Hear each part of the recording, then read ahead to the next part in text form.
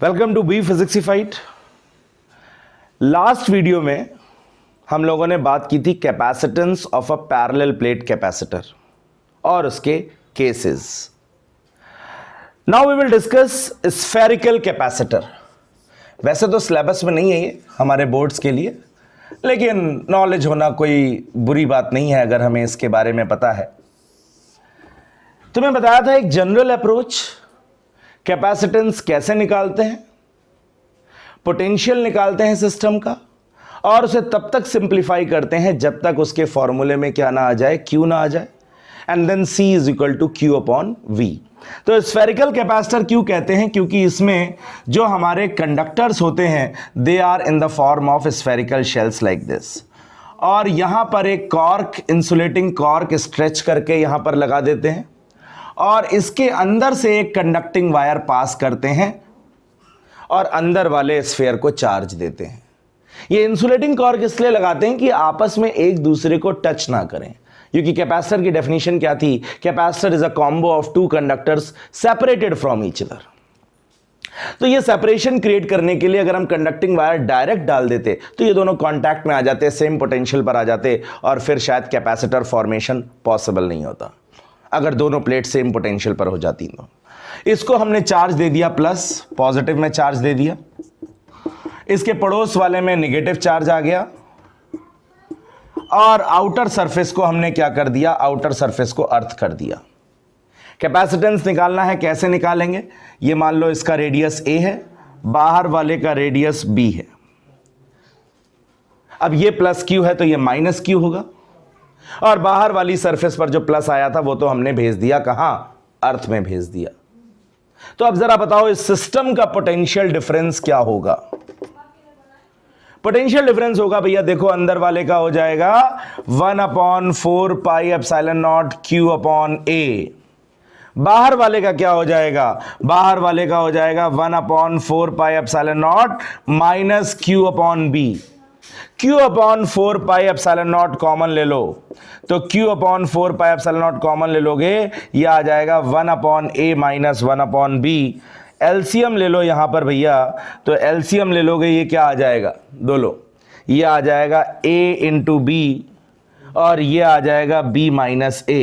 अब बोलो v के फॉर्मूले में Q आ गया क्या? अब v के फॉर्मूले में Q आ गया तो तुम्हें क्या बताया था? कैपेसिटेंस कैसे निकालेंगे?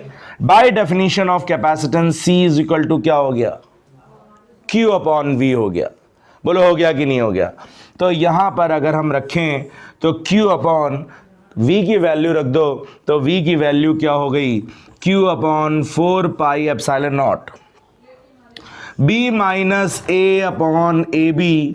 Q से Q कैंसिल हो जाएगा, तो ये C की वैल्यू क्या आ जाएगी? देखो भैया C की वैल्यू आ जाएगी 4 पाई एप्सिलॉन नॉट, और ये ऊपर पहुंच जाएगा, ये हो जाएगा A B upon B minus A. So this will be the capacitance of a spherical capacitor.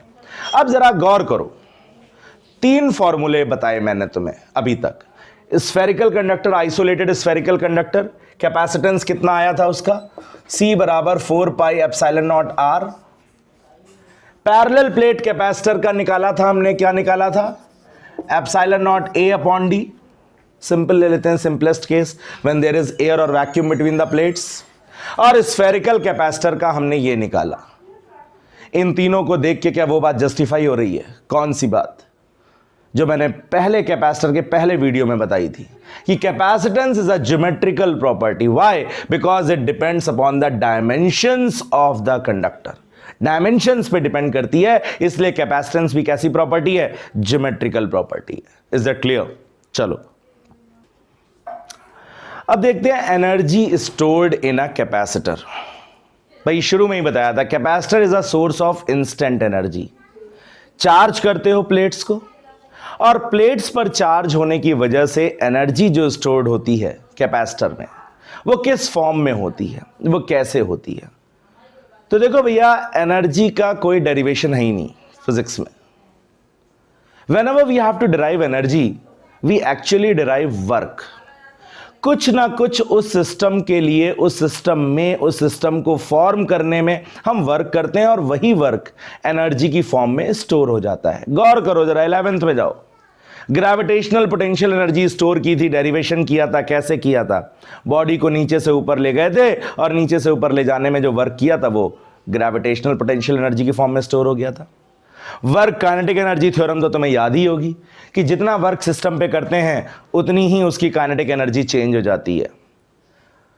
और क्यों दूर जाना, अभी इलेक्ट्रोस्टैटिक पोटेंशियल एनर्जी डिराइव की हमने, वीडियो पड़ा होगा, देख लेना, कि सिस्टम को फॉर्म करने में, जो इलेक्ट्रोस्टैटिक सिस्टम में चार्जेस को इंफिनिटी से लाने में पास जो हम वर्क करते हैं, वो वर्क एनर्जी की फॉर्म में सिस्टम में स्टोर हो जाता है और उसे हम कहते हैं इलेक्ट्रोस्टैटिक पोटेंशियल एनर्जी। अब यहां कैसे हुआ सर, यहां कैसे एनर्जी स्टोर हुई कैपेसिटर में? तो भाई देखो, कैपेसिटर में एनर्जी कैसे स्टोर हुई, तो क्वेश्चन करना चाहिए तुम्हें कि एनर्जी क्यों स्टोर हुई। तो एनर्जी इसलिए स्टोर हुई भैया क्योंकि तुमने इसको चार्ज दिया, और अगर तुमने इसको चार्ज दिया है तो चार्ज देने में तुम्हें कुछ वर्क करना पड़ा होगा। तो जो वर्क तुम करोगे इसको चार्ज देने में, वही वर्क जो है कैपेसिटर में एनर्जी की फॉर्म में स्टोर हो जाएगा। क्या बात समझ में आ रही है कि नहीं आ रही है? Whatever work you will do in charging the capacitor,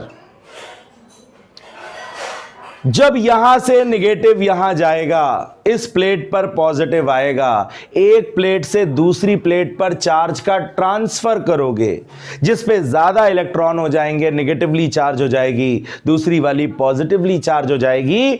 तो एक्चुअल में ये जो एनर्जी आएगी वो कहां से आएगी? ये एनर्जी आएगी from the work done in charging the capacitor. जो वर्क डन हम करेंगे, जो वर्क हम करेंगे कैपेसिटर को चार्ज करने में, वो वर्क एनर्जी में कन्वर्ट हो जाएगा। तो चलो भाई थोड़ा सा चार्ज देने की कोशिश करते हैं। हमेशा शुरुआत हम लोग थोड़े से करते हैं। थोड़ा सा चार्ज दिया dq, potential difference at that instant between the plates of the capacitor is v। तो वर्क डन कितना होगा बोलो? वर्क डन होगा क्या v dq? बोलो होगा कि नहीं होगा? dq चार्ज देने में जो हमें वर्क करना पड़ेगा। तो v की वैल्यू अगर हम लिख दें उस समय, तो मान लो q चार्ज है तो q by C D Q. बोलो होगा कि नहीं होगा? अब dq चार्ज देने में इतना वर्क करना पड़ा, तो टोटल चार्ज मान लो हम देना चाहते हैं q, तो टोटल चार्ज q देने में कितना वर्क करना पड़ेगा? क्या हमें इंटीग्रेट करना चाहिए? तो भैया कर लेंगे, इंटीग्रेट कर दो इसको, इंटीग्रेट। तो कितना आ जाएगा वर्क डन? बोलो वर्क डन आ जाएगा 1/c, बाहर ले लो, q की पावर 1 है, यहां पर q की पावर 1 है, इंटीग्रेशन हो जाएगा q स्क्वायर अपॉन 2, 0 से q, तो ये क्या हो जाएगा 1/c q square by 2 minus 0। तो वर्क डन कितना आया बोलो? तो वर्क डन आ गया, यहां पर लिख देता हूं मैं, वर्क डन आ गया half q square upon c। तो क्या ये जो वर्क डन है, क्या ये वर्क डन एनर्जी की फॉर्म में स्टोर हो जाएगा? बोलो क्या ये वर्क डन एनर्जी की फॉर्म में स्टोर हो जाएगा? तो this is the energy stored in capacitor. तो भैया देखो, वर्क कर लिया तुमने, चार्जेस का ट्रांसफर कर दिया एक प्लेट से दूसरी प्लेट पे, और वर्क किया तो एनर्जी तो मिलेगी ही मिलेगी। तो वर्क कितना किया हमने? Half q square upon c। तो जो एनर्जी स्टोर हुई between the plates of capacitor, that is given by half q square upon c। अब इसको थोड़ा सा और सिंप्लीफाई कर लेते हैं, q बराबर cv रख देते हैं फॉर्मूले में। q बराबर cv रख दो तो ये क्या आ जाएगा? ये आ जाएगा हाफ cv का स्क्वायर अपॉन c, मतलब ये हो गया हाफ cv स्क्वायर। बोलो हो गया कि नहीं हो गया? हाँ ना बोलो भैया। एक और फॉर्मूला निकाल लें, चलो निकाल लेते हैं। तो यहां पर अगर हम थोड़ा सा स्प्लिट कर दें, ये half CV into V, CV की वैल्यू कितनी हो जाएगी? CV की वैल्यू हो जाएगी Q, तो ये हो जाएगा half QV। So these are the 3 formulas for energy stored in a capacitor, half Q square upon C, half C V square और हाफ क्यू इंटू वी।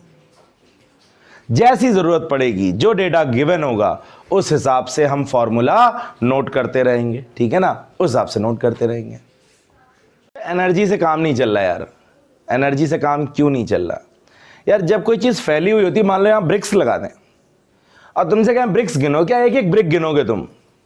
नहीं गिनोगे ना। कैसे गिनोगे ब्रिक्स? तुम करोगे number of bricks in a रो, देख लोगे कि एक रो में कितनी ब्रिक्स हैं और मल्टीप्लाई कर दोगे बाय नंबर ऑफ रोज। तो ये कॉन्सेप्ट फिजिक्स में भी हम कहीं कहीं पे लेते हैं। जब कोई चीज यूनिफॉर्मली डिस्ट्रीब्यूटेड होती है, जैसे हमने कहा कि भैया जो एनर्जी है कैपेसिटर की प्लेट्स के बीच में वो यूनिफॉर्मली डिस्ट्रीब्यूटेड है between the plates of capacitor, चप्पे चप्पे पे फैली हुई है all around the nooks and corners between the plates of capacitor. तो किसी ने कहा भाई हम ऐसे फैली हुई चीज यार बहुत फैली है, हम ऐसे नहीं करेंगे, तो क्या करेंगे फिर? तो हम निकालते हैं energy stored per unit volume. क्या निकाल लेते हैं? यूनिट की वैल्यू निकाल लेते हैं कि भैया यूनिट वॉल्यूम में कितनी एनर्जी है। ठीक वैसे ही जैसे ब्रिक्स पूरी फैली हुई थी तो तुमने काउंट कर लिया था number of bricks in a row. तो energy stored per unit volume को एक नया नाम दिया गया है and that is a very familiar term, तुमने सुना होगा डेंसिटी। तो energy stored per unit volume को कहते हैं एनर्जी डेंसिटी। जैसे mass per unit volume is mass density, ऐसे ही energy per unit volume is energy density. तो जरा निकालते हैं कैपेसिटर की energy density, energy upon volume. अब एनर्जी कितनी है कैपेसिटर की प्लेट्स के बीच में? अरे भैया एनर्जी है half C V square. Volume कितना है प्लेट्स के बीच में? एरिया ए है, डिस्टेंस डी है, तो क्या वॉल्यूम हो जाएगा ए इंटू डी? बोलो। कैपेसिटेंस कितना है? कैपेसिटेंस है epsilon not A upon D. बोलो है कि नहीं है? और E is equal to minus D V upon D X से V की वैल्यू लिखें तो V की वैल्यू हो जाएगी ED। बोलो होगी कि नहीं होगी? Upon AD। अब भैया जरा कैंसिल कर दो, D से D कैंसिल हो गया एक बार, D से D कैंसिल हो गया दो बार, A से A कैंसिल हो गया एक बार, तो ये क्या आ गया? ये आ गया half epsilon naught E square.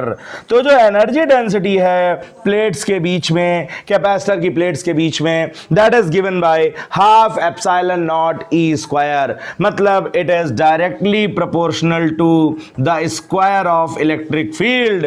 मतलब अगर E जीरो हो जाएगा तो एनर्जी डेंसिटी भी जीरो हो जाएगी। मतलब the energy between the plates of capacitor is stored in the form of electric field. Capacitor की प्लेट्स के बीच में एनर्जी किस फॉर्म में होती है? This equation is speaking itself, it is in the form of electric field. अगर electric field zero हो जाएगी तो एनर्जी भी क्या हो जाएगी? जीरो हो जाएगी। एक काम करना, इसकी डायमेंशंस निकाल लेना, एक बार कभी पूछी गई थी वंस अपॉन ए टाइम।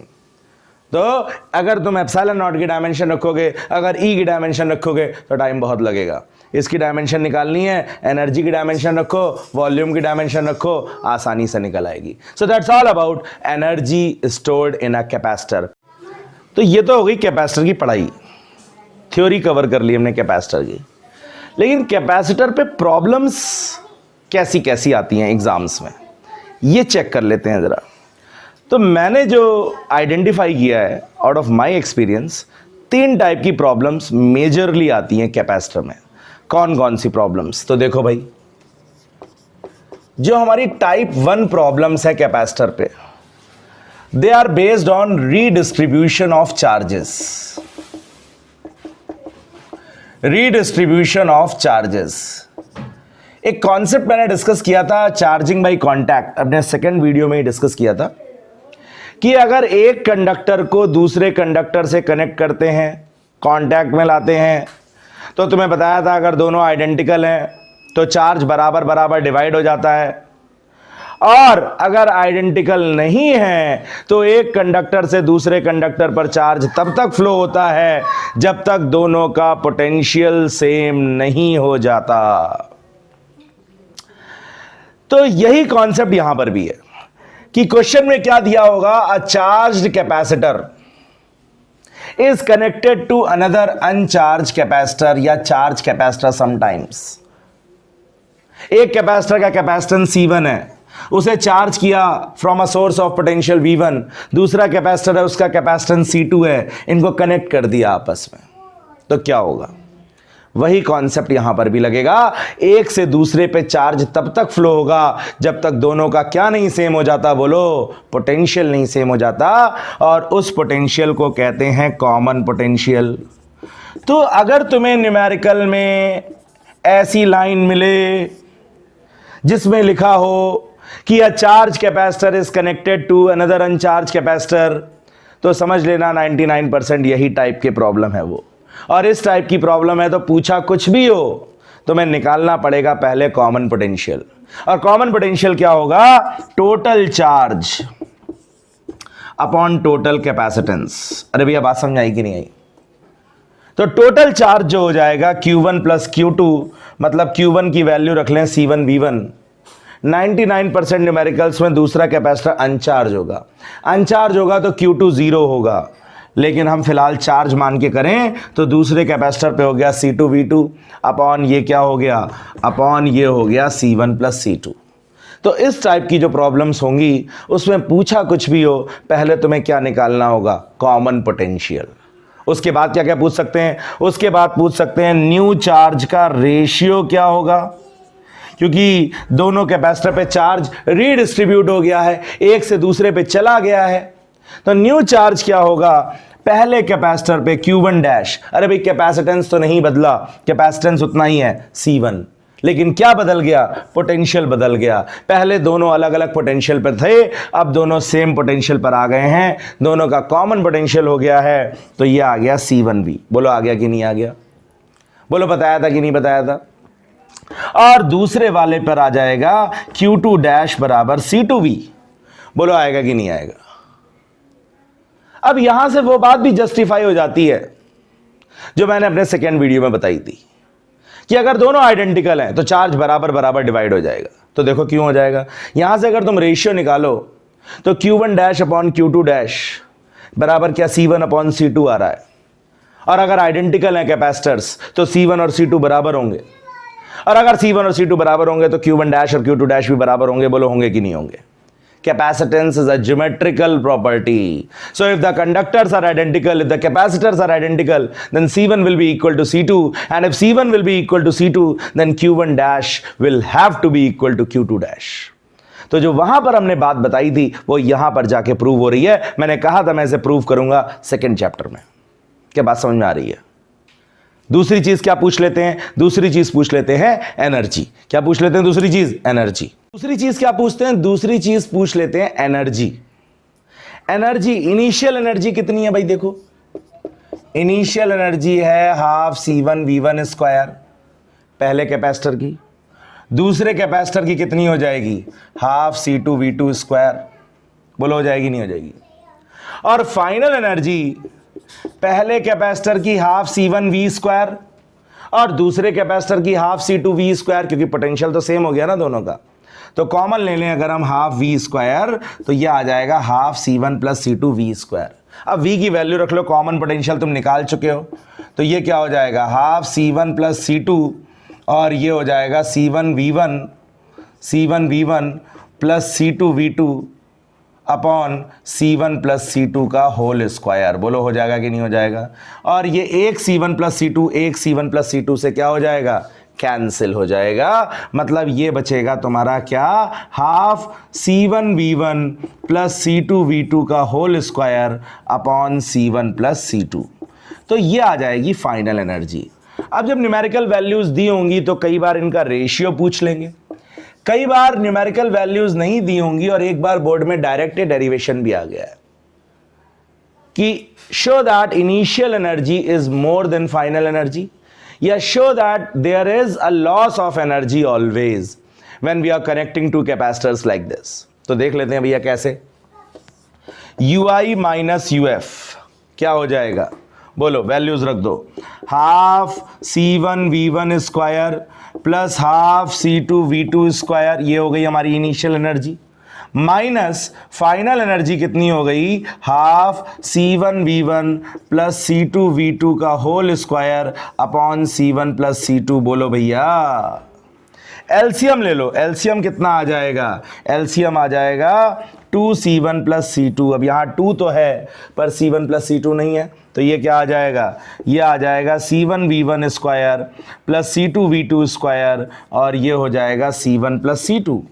और यहाँ क्या हो जाएगा, यहाँ हो जाएगा माइनस C1V1 प्लस C2V2 का होल स्क्वायर।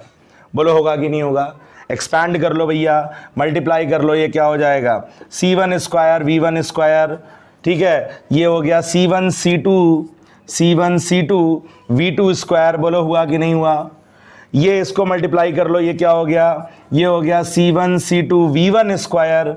बोलो हुआ कि नहीं हुआ, और हमारा ये क्या हो गया, ये हमारा हो गया C2 स्क्वायर V2 स्क्वायर। बोलो हुआ कि नहीं हुआ।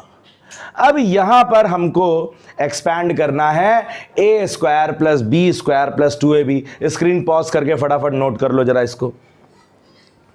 तो देखो भैया, इसको हम और सॉल्व करते हैं, ui माइनस uf, तो ये क्या आ जाएगा, ये आ जाएगा C1 square V1 square plus C1 C2 V2 square plus C1 C2 V2 square plus ये क्या हो गया, ये हो गया C1 C2 V1 square plus ये क्या हो गया, प्लस ये हो गया भैया C2 square V2 square, minus में पूरा ये स्क्वायर खोल दो, ये क्या हो गया C1 square V1 square plus C2 square V2 square plus ये हो गया 2C1 C2 V1 V2। कोई शक, क्लियर है भैया, अपॉन में ये आ गया 2C1 प्लस C2। बोलो आया कि नहीं आया। अब डायरेक्ट कैंसिल कर रहे हैं यार, इसको इससे उड़ा दो, इसको इससे उड़ा दो, तो क्या बचा देखो, C1 C2 कॉमन ले लो, ये अंदर क्या आ गया, ये आ गया V1 square plus V2 square minus 2V1 V2। Mathematics चल रही है यहाँ पर, कोई फिजिक्स नहीं है, सिंपली सॉल्व करना है। अपॉन में ये क्या आ गया, अपॉन में ये आ गया 2C1 प्लस C2, तो ये हो गया C1 C2 V1 minus V2 का स्क्वायर अपॉन ये हो गया 2C1 प्लस C2। बोलो हो गया कि नहीं हो गया। तो ये अगर तुम राइट हैंड साइड की क्वांटिटी को ध्यान से देखो तो कैपेसिटेंस एक पॉजिटिव क्वांटिटी है और ये परफेक्ट स्क्वायर है, तो ये पूरी ही चीज, कोई भी चीज इसमें से निगेटिव नहीं हो सकती, मतलब this will be a positive quantity. और अगर ये पॉजिटिव क्वांटिटी होगी, अगर RHS एक पॉजिटिव क्वांटिटी होगी, तो इसका मतलब UI माइनस UF जो होगा वो ग्रेटर देन 0 होगा, और अगर UI minus UF greater than 0 होगा, पॉजिटिव होगा, मतलब UI ग्रेटर देन UF होगा। बोलो होगा कि नहीं होगा। मतलब इनिशियल एनर्जी जो होगी वो हमेशा फाइनल एनर्जी से ज्यादा होगी, एनर्जी का हमेशा क्या होगा, लॉस होगा। अरे भैया होगा ही होगा, जब वो वायर से फ्लो होके चार्ज जाएगा तो हीट की फॉर्म में तो होना ही होना है, वो तो कोई रोक ही नहीं सकता।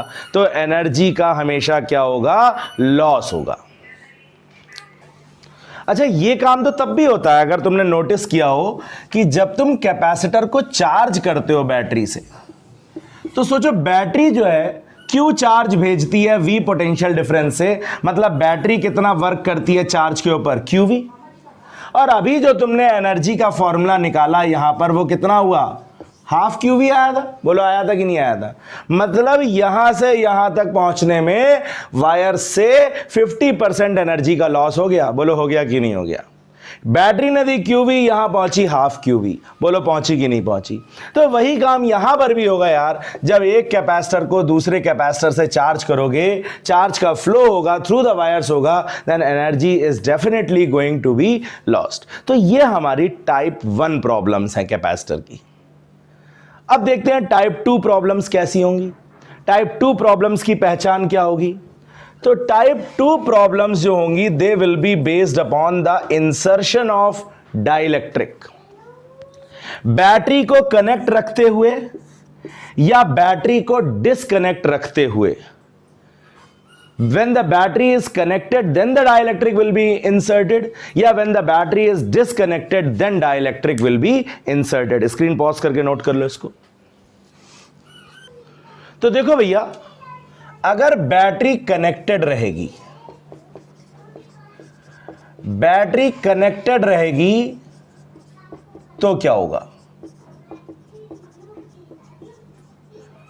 बैटरी कनेक्टेड रहेगी तो हमारा V कांस्टेंट होगा, क्योंकि बैटरी का काम होता है कांस्टेंट पोटेंशियल डिफरेंस मेंटेन करना। माइंड इट, आंख बंद करके लिख लेना ये। और बैटरी डिस्कनेक्ट कर दी जाएगी तो जितना चार्ज आ गया है उतना चार्ज रहेगा, मतलब Q कांस्टेंट होगा। कैपेसिटेंस तो बढ़ना ही बढ़ना है, तुम्हें पता है, डाइलेक्ट्रिक डाल देंगे तो कैपेसिटेंस तो बढ़ेगा, उसे बढ़ने से कोई नहीं रोक सकता। अब यहां देखते हैं, पोटेंशियल डिफरेंस कांस्टेंट है तो चार्ज क्या होगा?